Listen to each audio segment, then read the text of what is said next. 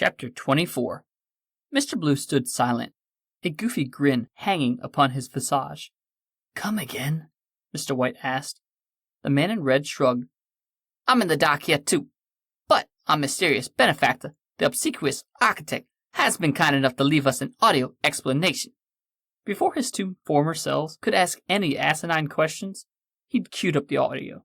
The travelers heard a deep, distorted, and almost melodic dulcet voice announcing over the picture of demolished London. "Most of the time, for most living beings, history is set in stone, and though it can be distorted, it is almost impossible to make long-term changes. Not so for us, not so for CHRONARCHs. For CHRONARCHs, known colloquially as Time Lords, history is not some distant place, gone and forgotten forever. History is malleable, can be altered." Mr. Blue abruptly stood and stepped over to the bar. Leaning past his future self, he pressed the pause button. "Bollocks to this! I don't need a lecture about what time travel is." He pointed over his shoulder at Mr. White. "Mayhaps for the non-High Lord." "Excuse me?" Mr. White stormed over, inches from the face of the navy-hued time traveler. "Who the hell are you supposed to be again?" "You, from the future." Mr. Blue straightened his cobalt tie. "Quite the upgrade, if you ask me." Mr. White shook his head.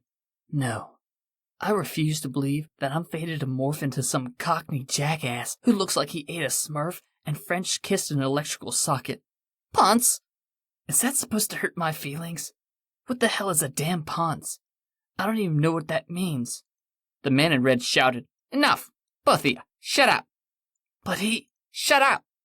When the man in red was satisfied that his former selves had quieted down, he said, "You wanted to know what this has to do with John Wayne. Not to mention the complete annihilation of virtually all life on Earth by the early 90s? Pay attention." Once more, the booming voice of the architect filled the endless. "Due to moments of unusual sensitivity, there are eddies, vacuoles, and loops in the time stream.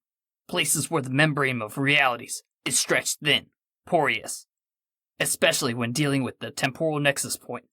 Occasionally, a temporal vehicle collides unknowingly into one unstable and unpredictable fissure. Unfortunately, the results can be catastrophic." The view on the hologram switched. Now, it showed several buildings with the logo RKO Studios proudly emblazoned upon them. The architect's recording continued. "The year is 1954. Director Dick Powell has been courted John Wayne in an attempt to capitalize on his celebrity status to guarantee a blockbuster film. The superstar agrees to meet with him to discuss and review possible projects. Days later, he arrives, about an hour early due to daylight savings time, and picks up a random script to read while he waited for Powell. The script is called The Conqueror. Wayne is completely enthralled and loves the project so much that he insists on playing the lead, Genghis Khan. Filming had to take place in Utah, where the salt flats and gray, flat landscape could be used as a substitute for Mongolia. Meanwhile, in the nearby Yucca Flats, the United States government was conducting experiments with atomic bombs. What no one knew at the time was that the radioactive fallout would cause aggressive cancer, killing most of the cast and crew, 91 in total. John Wayne was the last victim to die, number 91. That is what should have happened. Yet somehow, in this alternate reality, Wayne reaches RKO Studios and enters the office angrily, irritated, and in a terrible mood. He'd barely glanced at the script before summarily rejecting it, labeling it garbage. He doesn't even appear in the film and is therefore never exposed to toxic radiation. The role of Genghis Khan ultimately goes to Ronald Reagan, whom suffers the cancerous, deadly fate which was meant for Wayne. In the meantime, Wayne retired from film, becoming interested in politics.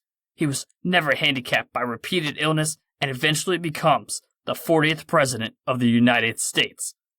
In most ways, he is an outstanding leader to his nation. Unlike Reagan, however, John Wayne refused to leave our boys at any kind of disadvantage during the SALT disarmament negotiations. The peace conference collapses.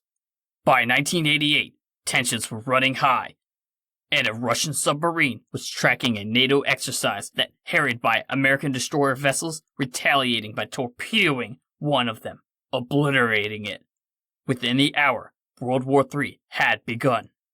John Wayne's hatred of the script had changed history. Yet, the exact reason has remained a mystery until now. The holographic picture changed now, showing John Wayne in 1954. The actor arrives at RKO Studios, heading for his personal parking spot. When he gets to his space, his face contorts into rage, almost turning red with fury. The hologram panned from the view of Wayne's visage to what it was that had gone so horribly wrong with his parking space. Something was already occupying it. Parked in Wayne's spot, taking up most of his space, was a battered blue police call box. Mr. Blue tilted his head. Oh, shit.